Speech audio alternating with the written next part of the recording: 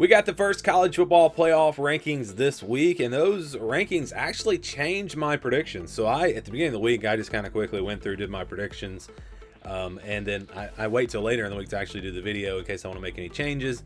And after we got those rankings, absolutely I made some changes because some teams were a little higher than I thought they would be, a little lower than I thought they would be, and it did affect potentially who gets in and then the seeding as well.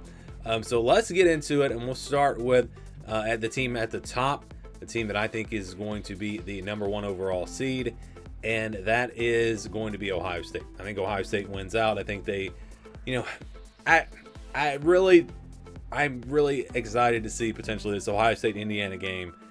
I believe Indiana is a really good football team, but I'm just wondering, can they match up with just the talent level of this Ohio State team? These athletes for Ohio State are just a little bit better than what Indiana has. I think Indiana might have a coaching advantage. I mean, that's going to be a great game if it does turn out to be the game that we see in the Big Ten championship. And so Ohio State number one, winning the Big Ten. I think Texas A&M wins the SEC. I know Alabama's probably going to be the favorite there if these teams win out, but I just like this Aggie team. I think defensively they're better than Alabama. Offensively, a little bit more balanced than Alabama. I think they can win that game. So I'm going to put them in the Cotton Bowl at number 2. Number 3 would then be Indiana, winning out but then losing to Ohio State in the Big Ten championship. And then Alabama at number 4, losing to, Alabama losing to Texas A&M in the SEC championship. And I don't really know why Georgia popped on the screen there. Not sure if that's where I've got Georgia going, or we'll find out in just a minute, but just an error on my part. So ignore the Georgia for now.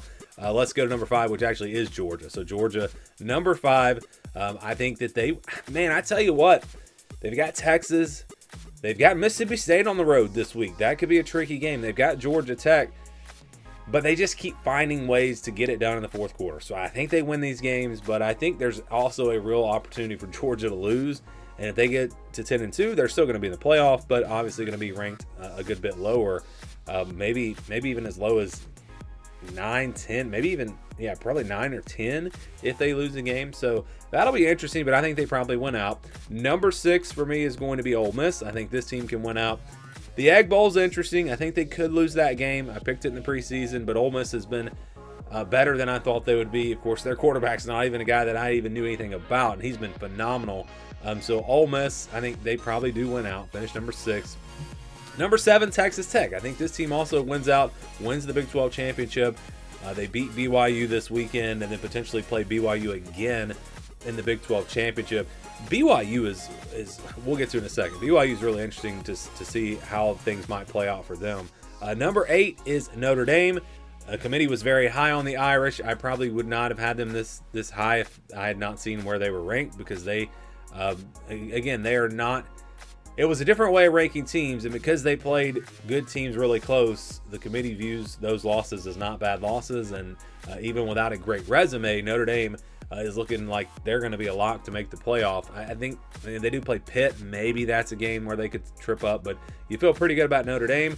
And I think Utah. So this is the team that I probably would not have had in here had it not been for their ranking.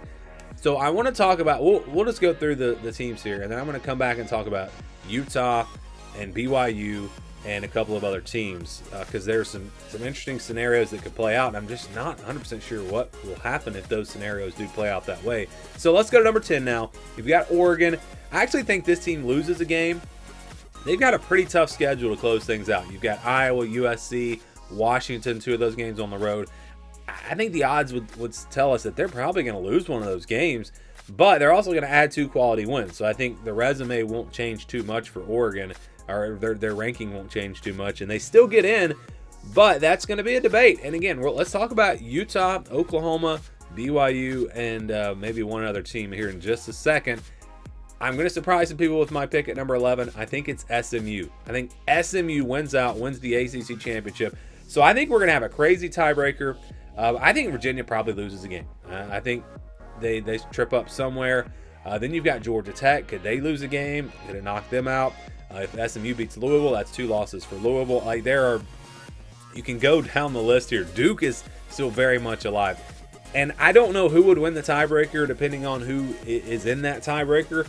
So what I went and looked at was just strength of schedule, and I know that does include non-conference schedule. And I think because of SMU's schedule, the fact that they played Miami, they played Louisville, like they played a pretty tough schedule in the ACC, I think that they would probably be in the championship game against who, I don't know. Again, I'm not going to run through those tiebreakers, and we really can't because it's going to come down to your strength of schedule in the ACC, I'm pretty sure, because there's not going to be enough common opponents for them to do a tiebreaker.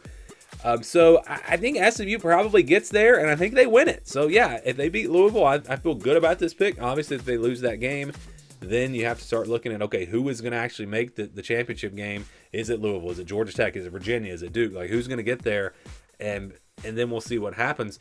What if we see, like, let's say Louisville wins out, but they don't get the tiebreaker, they don't go to the ACC championship, or SMU for that matter.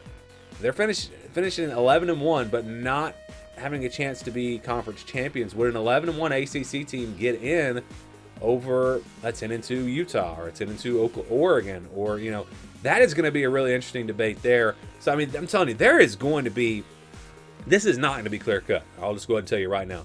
There are going to be some really, really intense debates, in my opinion, when we get to the end of this thing. And I'm back on South Florida. I think this team is able to win the American Championship.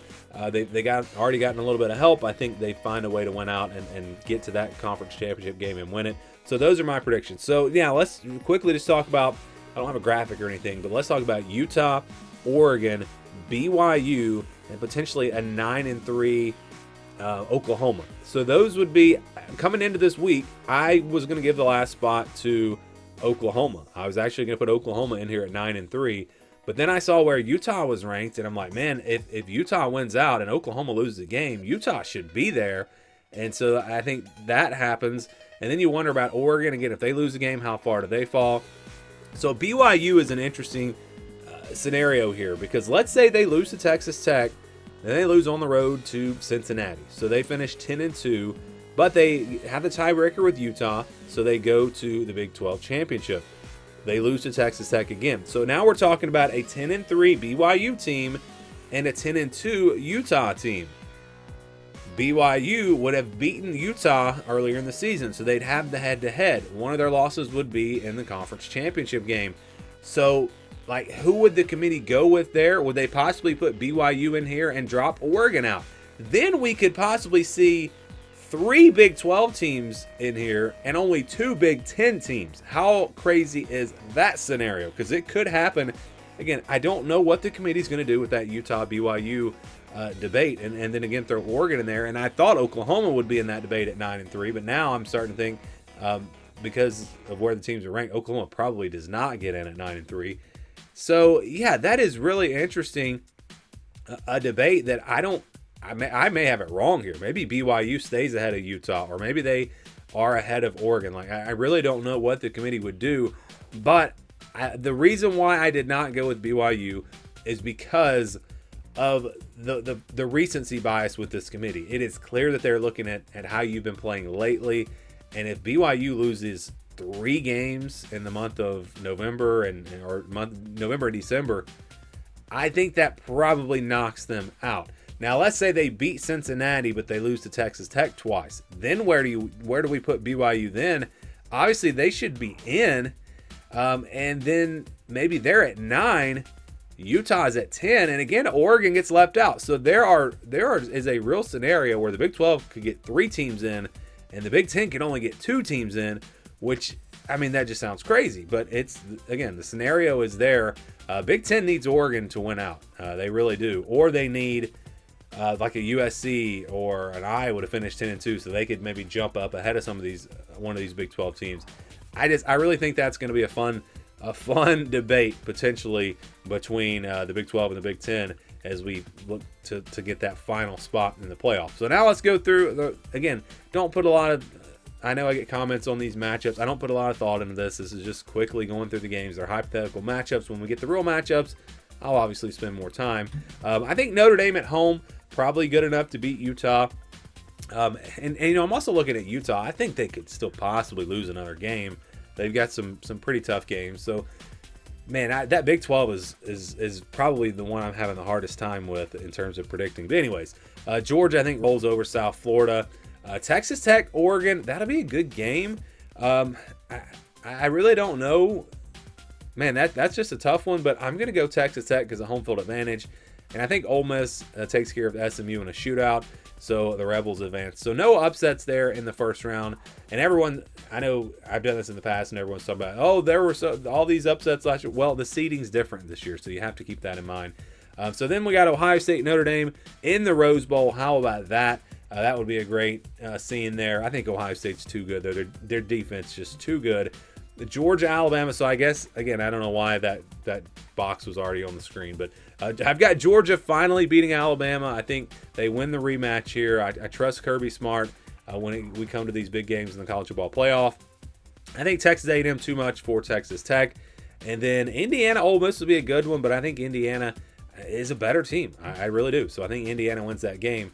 Then we got Ohio State, Georgia. Georgia's just been too inconsistent this year. I don't know if they have a bad quarter against a team like Ohio State. I don't think they can win the game. So Ohio State wins that game.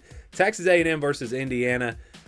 Boy, this is actually a really tough match, a tough prediction here because I think A&M has a talent advantage. Indiana, though, they're so well coached. I think this would be a really, really good semifinal matchup. I'm going to go with the Aggies. I think Texas A&M gets it done. We don't see two Big Ten teams in the championship, but it's not going to be enough to beat Ohio State. I think Ohio State wins it all. And so that's my prediction as we head into Week 11. Give me your thoughts, your predictions on the college football playoff race, and I'd love to know your thoughts on a 10-2 Utah versus a 10-3 BYU. Who do you think gets in that scenario? Again, I'm going with that recency bias, and I'm still going to say Utah gets in there. Or what about a 10-3 BYU versus a 10-2 Oregon? Who gets in that scenario? Give me your predictions on if that plays out. Who do you think would get in? Again, let me know down in the comments below.